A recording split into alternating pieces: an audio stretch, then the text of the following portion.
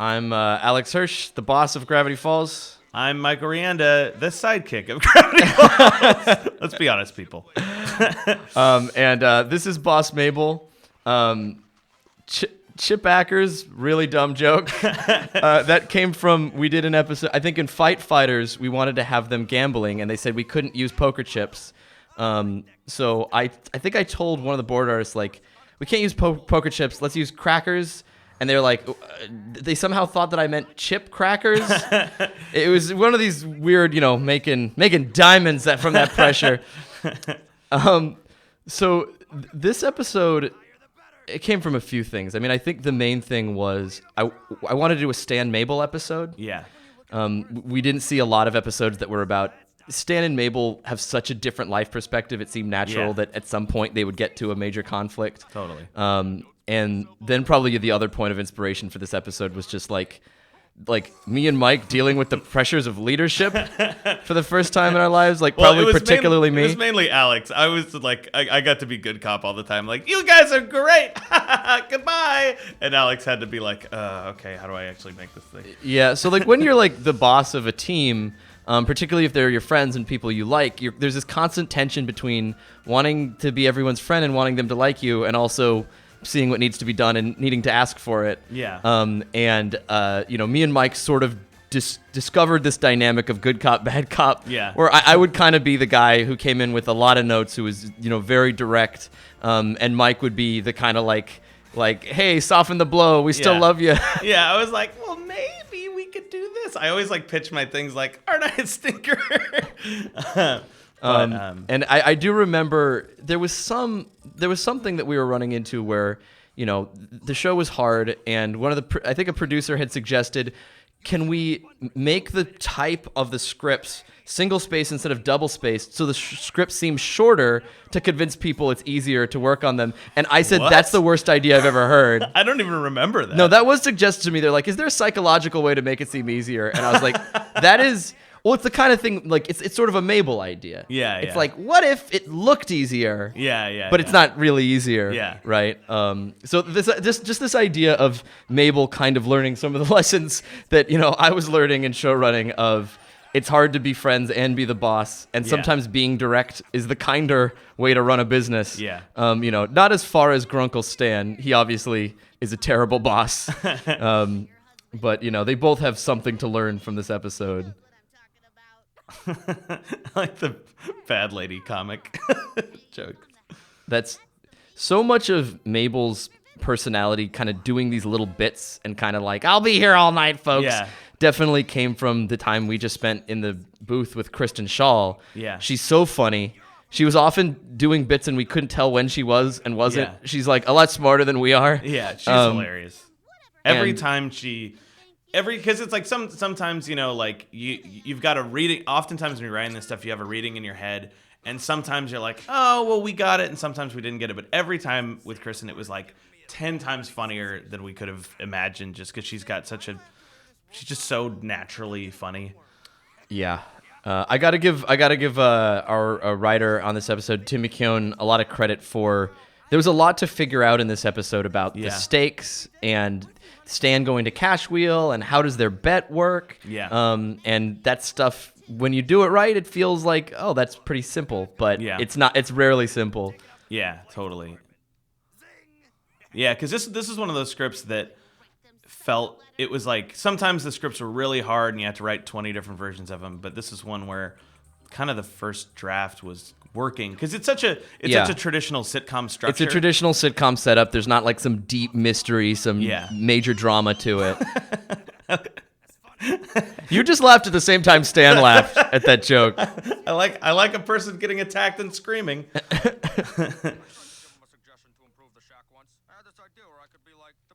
I think this was a Tim idea. The idea of Seuss wanting to be this mascot.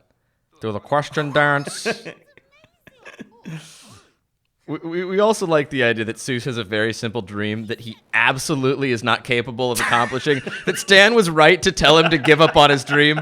Seuss, you're in over your depth here. Dancing and being a question mark. You can't handle it. Well, and one thing about this episode that it was interesting because it was easy to do because it was a traditional sitcom structure. But I think like that was one of the things where people felt like, oh, this doesn't feel Gravity Falls-y like the other ones, even though it's like funny and it works as an episode because it doesn't have that mystery element. It does feel a bit more like, there's a sliding scale of Gravity Falls where, on one end of the scale it's X-Files and the other end of the scale it's like, just like, it's like a sitcom like The Simpsons. And this is definitely closer to the sitcom scale. And like, we were experimenting with that stuff. We were experimenting with tone. Sometimes we would get a little frustrated. We'd say, this doesn't feel like Gravity Falls yet. Yeah. I think this was an episode where in script I was a little worried that this wasn't Gravity Falls-y enough. But I remember when we pitched it to the crew and stuff, I mean, people enjoy getting to spend time with the characters. Yeah. And this is probably the first time we actually spent time seeing how the business of the Mystery Shack actually operates in the entire show. It's weird that it came so late in the season, honestly. Yeah. Well, and the sorry, I just got caught up watching the show.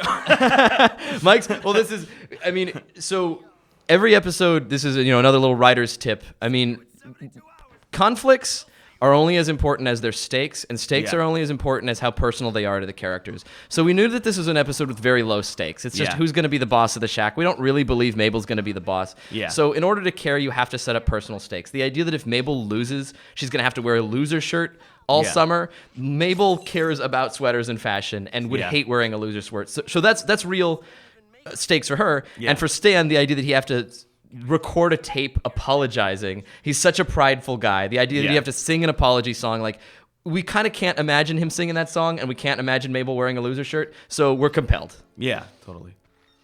I like her gigantic shoulder pads here. That was shoulder pads were very important to this episode. Half of this was just like, I remember like drawing on a napkin, like, what if Mabel had big shoulder pads and was the boss? Like, half of this episode was just an excuse to get her in this stupid outfit.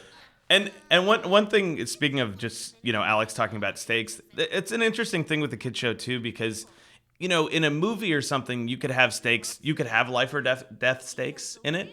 But in a kid show, you kind of have this inherent sense that, like, we're not going to kill off any of the characters. So sometimes you actually care more about lower believable stakes. Social stakes. You care more about social and personal stakes than you do about big end of the world stakes or life or death stakes, because you kind of sense in a kid show that you're not really going to kill anybody. Yeah. That that Selves joke, that's a Tim McKeown joke. That cracked us up. I remember like laughing super hard about that in the room. Did you write her saying "now rap with me" while flipping the chair backwards like Dangerous Minds? Maybe. I think I had very little to do with this episode. Yeah. Like, I remember trying to punch it up, but nothing really sticking. The question mark? I wish this was an exclamation point to show how excited I am. As for you, Dipper, die, wolf costume! There's a lot of Mabel screaming "die, die" in this season. Yeah, we tried to like make jokes I remember that was the thing, we tried to make jokes as hard as possible, so we would always be pushing Disney to have like die, or we found we couldn't use the word murder even though we wrote it in like every episode, because it would make a joke funnier because it was a harder punchline, but we ended up not being able to use the word for some reason. That's a Mike line. Do you know how money works? Yeah. Right? Where she says, like, we're going to make $600 billion by the end of the day. And it was nice we were always trying to look for opportunities to give Wendy more personality, because, sometimes, like, we felt like she got a little bit underserved, so we were always trying to, like... She got 100% underserved. Yeah. One of my biggest regrets is that we weren't able to crack a full Wendy episode. Yeah, if I ever made, like, a special of Gravity Falls, I'd make sure she had an important plot. That's Carter That's a character of Carter Sholin, one of our production people, who's a delight. This when the actress who came in to sing this song did such an amazing job. Yeah, this is like one of the best days, because it's like hearing someone with chops like this so good sing lyrics this dumb was like incredibly satisfying. So like Brad Breek, who is our composer, we would often say the script calls for a song, and he'd often write good lyrics. Yeah. But we'd be like, this is good lyrics for like a song on the radio, but it doesn't feel like the characters. So then we would write really dumb lyrics. The lyrics to that song were, "Come on, girls, show them boys, shoulder pads, Mabel's the boss now. Make that money. Make that money. Like, that's all she's saying. But she's singing it with so much heart and soul. Yeah, She totally. really brought it to life. I remember trying. This is. My lines, and his costume is more. I forget who did these boards, but this was. This is a tremendous character design. Mabel saying Imaginize is we're kind of joking around Imagineers, that kind of thing. Believe in yourself. Oh, I'm so cold in this costume. I think also we kind of got a little bit of an inflated episode or idea of how well this episode would go over because we were showing it to a bunch of people in a workplace setting. Yeah. And everyone was like, "This is relatable," but then like the Tumblr kids were like, "I don't know, this one's all right." Billy, your face is ruined. I think that's a Mike line. Your face is ruined made me laugh so hard. Like, his mom is just given up on the idea that she'll ever help. It's too late now for Billy's face after this. No, yeah, that's true. I feel like this episode is not often remembered at the, when people are talking about most memorable Gravity Falls episodes. I think because even though like it does what it does like serviceably well and is kind of cute and funny, like it doesn't do what's most unique to Gravity Falls, which is that mix of mystery and adventure. Even though it's fun to see Seuss get maced in the face.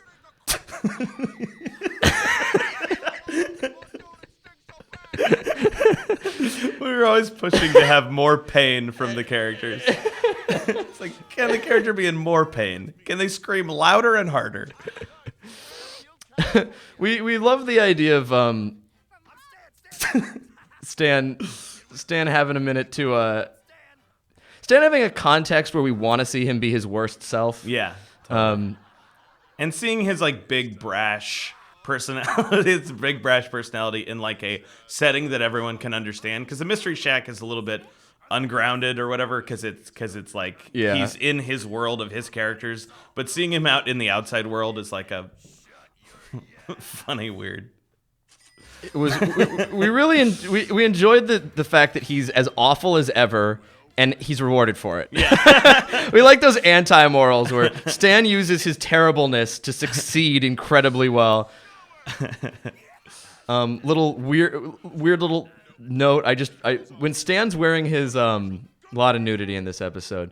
When Stan's wearing his like floral print shirt, the blue shirt with the gold chain, that's a very specific outfit from Breakfast with Blassie. Nobody watching this will know what I'm talking about. Look it up. If Andy Kaufman does this weird movie documentary where he's interviewing a pro wrestler for like an hour, and it's very surreal comedy. Freddie Blassie, King of Men, was just this sort of like hairy man's man character, the kind of guy Stan would like. Yeah, would like look up to. Honey, you can see the strings.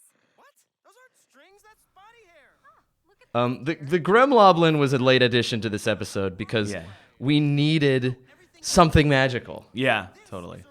And because that was the thing that like we were pushing early on. We're like, what if there's an episode without any magic? Wouldn't that be crazy? And it turns out it just didn't feel like the show. It felt like a different show. Yeah. Well, and in Gobblewonker, when the magic wasn't real, everyone was like bummed out. Yeah. Like I came to Gravity Falls for some real magic and mystery. Yeah. And this episode, we were like, oh shoot, there is no magic in this. We need a monster. Somebody said a goblin. I was like, it's Gravity Falls. It can't be just a goblin. Make it dumber. It's a Gremloblin. What's a Gremloblin? That's up to the designers to decide.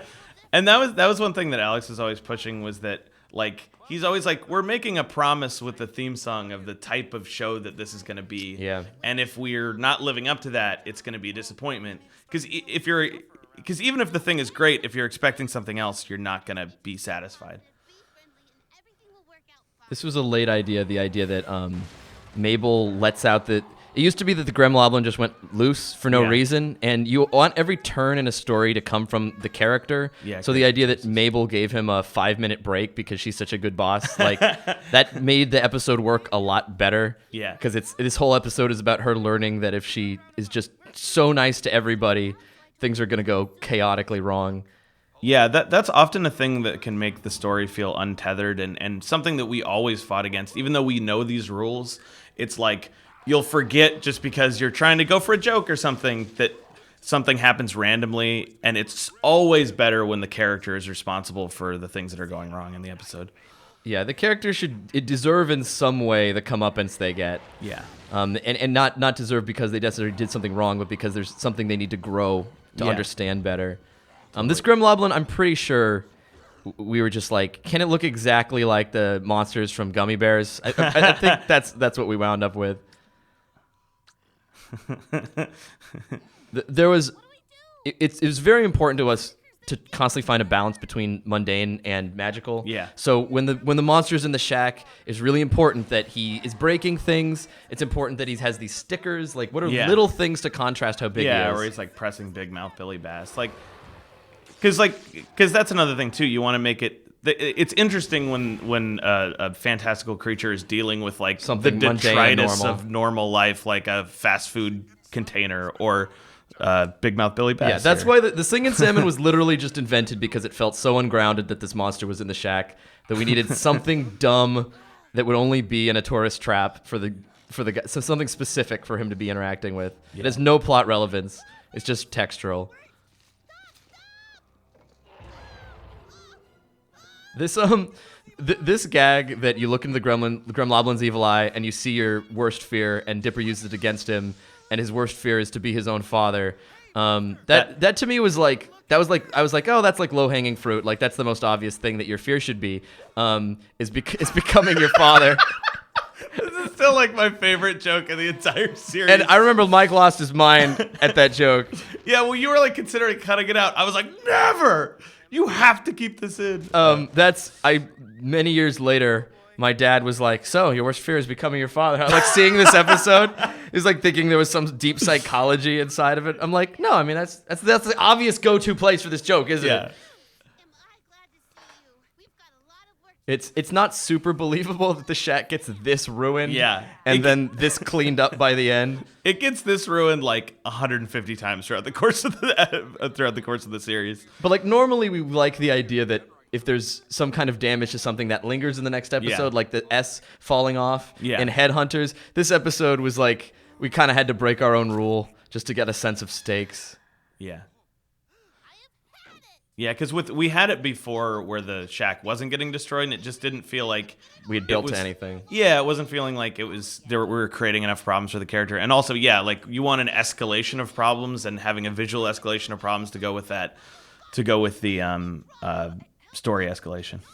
Yeah, well, you're always trying to visualize it. Like, this beat of Mabel turning into Stan is pretty clear from the dialogue, but until the fez falls on her head and she sees it, it doesn't fully land that that's been the transformation. Exactly. It's just like, it's clear just we're working through our own problems. Yeah. This episode. Cash flood! I'm giving none of this to He's so gleeful about being the worst person in the world. Yeah, I feel like that's how you can get away with him being such a jerk, is that he's having He so loves much it. fun doing it. Yeah, well, and I think that was something that I think was a little hard for people to understand in the writer's room at the beginning of the series, was that even though Stan is following a lot of these tropes of being, he's a miser, he's not grumpy. Yeah, like, he actually loves being himself. Yeah. He really, like, revels in it. Like, even though he's got, like, some kind of... He's got sorrow inside. His kind of day-to-day, like, he's more about just the uncle who loves to hear himself make dumb jokes than he is somebody who's mean or cruel or cynical per se. Yeah.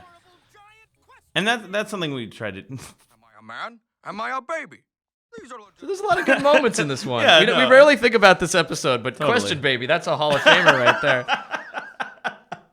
That's for you kids. We just called one of our own jokes a Hall of Famer. We've really Come on, Question Baby. We've really lost it. Come on, Question Baby. No, it's really stupid. Yeah, no, it's very totally. lazy. No, I think, as you can hear from these commentaries, that, you know, we have like legitimate. With every episode, there's like legitimate successes and failures, and that's one of the great things about TV. You can learn from your successes and failures so quickly. Where it's like, oh, there was an episode with this girl who was irredeemable, Pacifica. Maybe next time we'll try to give her more dimension. Yeah. Or, oh, you know, this episode didn't feel Gravity Fallsy enough. We'll try not to do that in the Let's future. try to do an episode with more mystery, a greater Yeah. focus on it. You know. Do I look like an idiot, folks? The word is gimme. 2 E's. Ooh, because you've gone this far, we're going to give you one more chance. Let's try again. It's a P word. Some might even say it's the magic word. Abracadabra. Final answer. I'm sorry, Stan, but the word is... Please? Apparently that word can make you money. So wait, if you lost everything, then that means, Mabel, you won! We did it! Wait, what do we win again? I remember this episode also kind of marked kind of the midpoint of the season, and TV production, particularly in animation, as you go further into the episodes start overlapping, which to the point where you're fixing the color in one episode while you're writing the other one. Yeah. And so we had a number of these episodes later in the season that were kind of lower stakes episodes because we were so busy trying to fix all the problems with the episodes in the first half of the season. Yeah. So that there's sort of like the episodes kind of get like kind of simpler, sillier, lower stakes. Some of them I think not our favorite episodes. Yeah. You know what I mean? Because we were like fixing the first half of the season. Yeah. This tends to happen in shows where as you go through, like you're navigating multiple things. You have to choose which episodes to focus the most on. Yeah, and we tried to love up each one Everyone. as much as Yes. humanly possible. Like if an episode felt like it was bad, we're like, we have to give this one extra love because we don't want to turn out something that's. You never want to betray the audience. You always want to give them something. Well, we're like grateful for their eyeballs on our show. Yeah. Like we want to care as much as we can, even if not every episode is like the most memorable one of all. Totally. What do you think?